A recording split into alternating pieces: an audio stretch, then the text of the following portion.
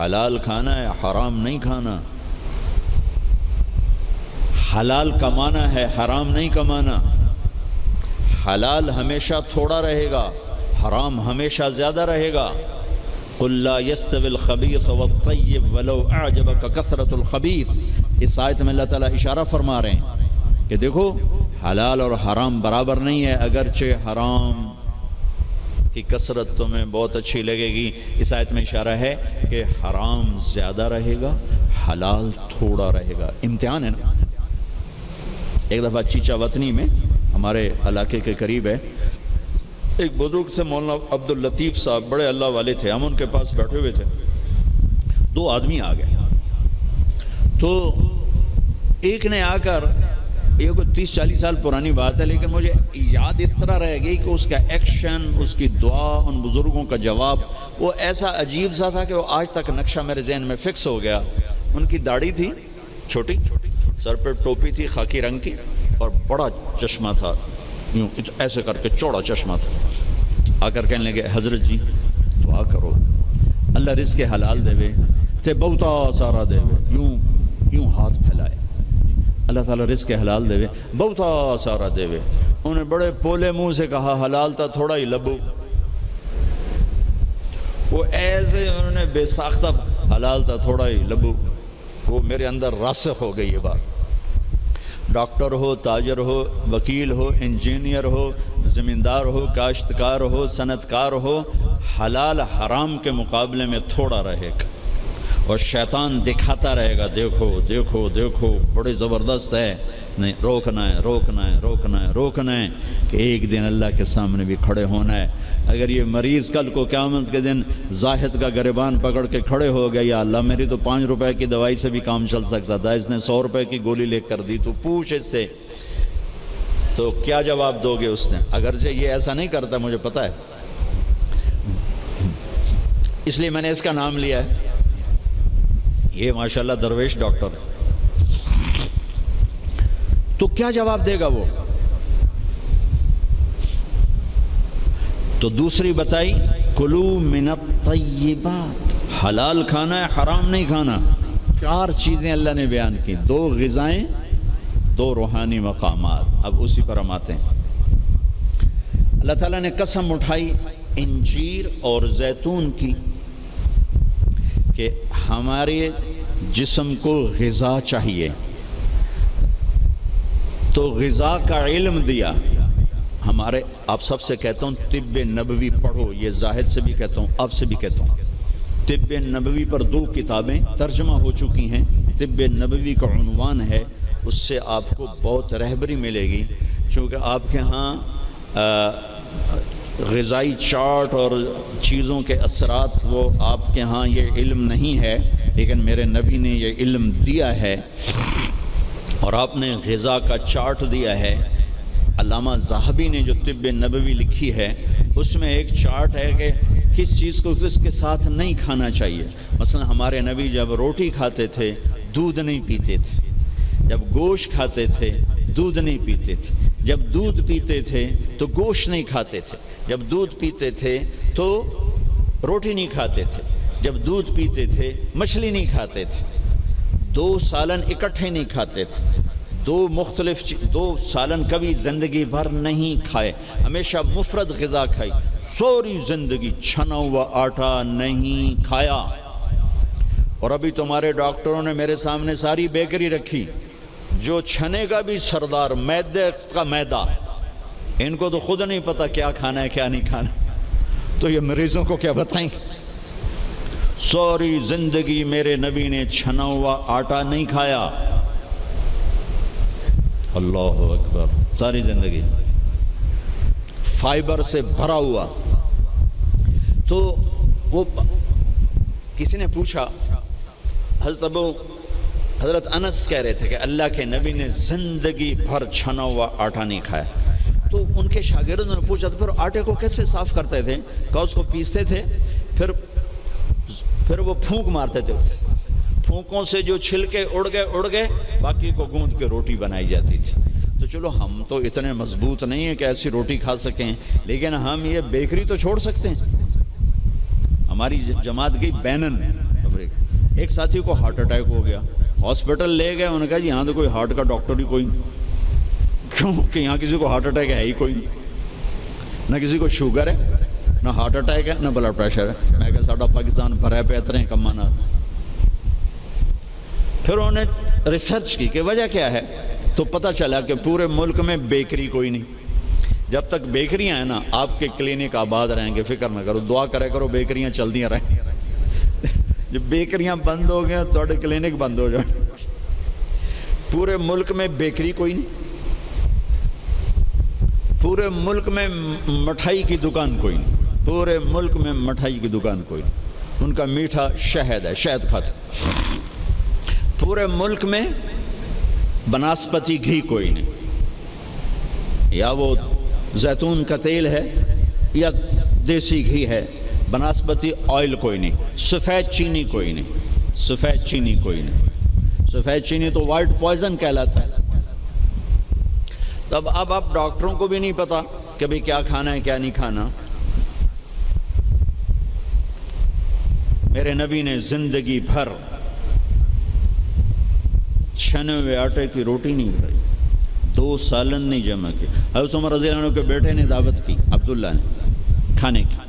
عمر تشریف لائے، پہلا لقمہ لیا، چھوڑ دیا، کہا بیٹا میں نہیں کھاتا۔ کہا ابا جی کیا ہوا؟ کہا یہ 2 سالن ہے۔ کہا کیسے؟ ایک ہی تو ہے، گوشت بنایا، کہا اس میں گھی ڈالا ہوا ہے، گھی الگ سالن ہے، گوشت الگ سالن ہے، اور اللہ کے نبی 2 سالن کبھی نہیں کھاتے تھے۔ اور اب یہ جو بوفوں میں آپ لوگ میں ڈاکٹروں کے تباہی پھر تو ایک پلیٹ ایسے لگتی جیسے اونٹ کا کوہان ہوتا، اتھے گئی ہوندی۔ اب یہاں 7 اپ بیچاری کیا کرے اور ہاضم اللہ کیا کرے؟ عبداللہ بن عمر کے پاس ایک حکیم آیا، کہا حضرت یہ آپ کی خدمت میں جوارش۔ کہا بھئی یہ کس لیے؟ کہا جی یہ ہاضم دار ہے۔ تو وہ ہنس پڑے گا، بیٹا 40 سال ہو گئے میں نے پیٹ بھر کے کبھی کھانا نہیں کھایا، تو مجھے اس کی کیا ضرورت ہے؟ یہ تو آج کے لوگ کھائیں جو بھوک سے بھی اوپر بڑھ کے کھاتے ہیں اور دن میں 6 دفعہ کھاتے ہیں۔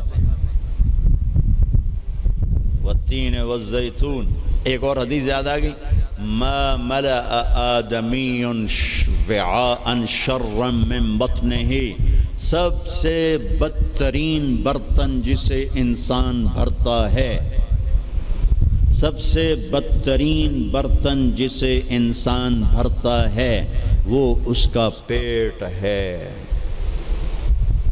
کفا لابن آدم لقیمات یقمن بہ صلبہ، اے آدم کی اولاد تیری کمر سیدھی کرنے کے لیے چند لقمے کافی ہیں، اسے بھر نہیں۔ اور اگر تو چاہتا ہے کہ نہیں میں نے کھانا ہی ہے تو پھر 3 حصے کر، ایک غذا کو دے،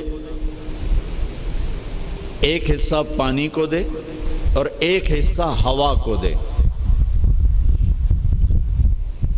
لا ناکل حتی نجوع، بھوک نہ لگے مت کھانا۔ وَإِذَا أَكَلْنَا لَا نَشْبَعُ، جب کھانا تو پیٹ بھر کے کبھی نہ کھانا۔ اگر ہمارے عوام یہ شروع کر دیں تو آپ کی ڈاکٹری پھر کہاں جائے؟ ویلے بیٹھے مکھیاں مارو گے۔ ہاں، والتین والزیتون، اعلیٰ غذاؤں کی قسم اٹھائی اللہ تعالیٰ نے کہ پیغام دیا ہے کہ غذا اچھی کھاؤ، تھوڑی کھاؤ، اچھی۔ پھل کی قسم اٹھائی، گوشت روٹی کی قسم نہیں اٹھائی، وہ بھی غذائیں ہیں، پھل سب سے لطیف غذا۔ پھر والتین، میرے نبی کے سامنے والتین، انجیر لائی گئی تو آپ نے فرمایا کہ اگر دنیا میں جنت کے پھلوں کے مشابہ کوئی پھل ہے تو یہ انجیر ہے، نہ اس کا چھلکا ہے نہ اس کی گٹھلی ہے، اور یہ جنت کے پھلوں کی صفت ہے کہ نہ جنت کے پھل میں چھلکا ہے اور نہ گٹھلی ہے۔ پھر آپ نے اس کے فوائد بتائے، یہ کھاؤ، یہ تمہارے جوڑوں کے درد کو نفع دیتی ہے اور تمہاری بواسیر کو ختم کرتی ہے۔ پھر آگے کئی فوائد بتائے، زیتون کا فرمایا کہ سب سے بہترین تیل زیتون، اسے پیو بھی صحیح، اس کی مالش بھی کرو، اسے ملو بھی صحیح، اسے کھاؤ بھی صحیح، اسے پیو بھی صحیح۔ تو اللہ تعالیٰ نے اعلیٰ ترین غذاؤں کی قسم اٹھائی۔ اللہ تعالیٰ یہ بھی تو کہہ سکتا تھا مجھے سموسے کی قسم، مجھے پکوڑے کی قسم، مجھے حلوے کی قسم، مجھے پوڑی کی قسم، والتین والزیتون، مجھے انجیر کی قسم، مجھے زیتون کی قسم۔ یہ پورا چارٹ دیا ہے، آپ لوگ یہ علم پڑھو کہ میرے نبی کا غذاؤں کے بارے میں کیا معمول تھا اور میرے نبی نے کیا فرمایا، اوروں کو نہ صحیح اپنے لیے پڑھو۔ تو میں بتا رہا تھا علامہ ذہبی کی طب نبوی میں ہے وہ، یہ اس کے ساتھ، یہ اس کے ساتھ، یہ اس کے ساتھ، اس کو اس کے ساتھ نہیں، اس کو اس کے ساتھ نہیں۔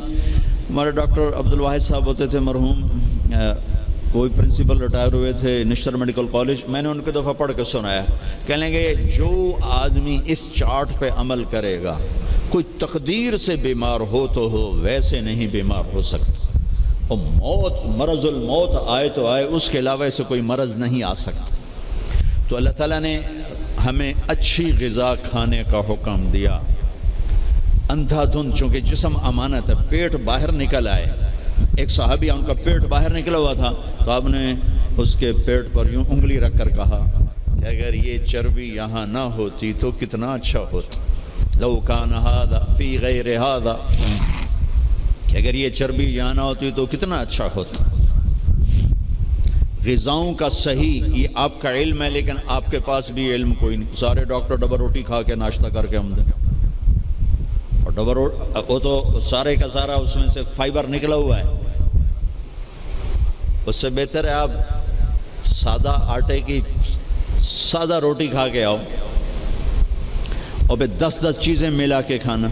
پھر تیسرا کھانے کا اصول بتایا، کلوا واشربوا ولا تسرفوا، کھاؤ بھی صحیح، پیو بھی صحیح، پر پیٹ بھر کے نہ کھانا ورنہ بیماریوں کا شکار ہوتے رہو۔ تو وہ نا کھانا، گوشت، روٹی، چاول، سویٹ ڈش، اوپر کوکا، اوپر کوک، اوپر پیپسی، اوپر 7 اپ، تو بھائی پھیر دی تو کم از کم اب ڈاکٹر تو اچھا نمونہ پیش کرو۔ جب ڈاکٹر ہی 3 لیٹر دے پیپسی پیندا پہ ہوئے تو بیچارے مریض کو کیا پتہ چلے گا۔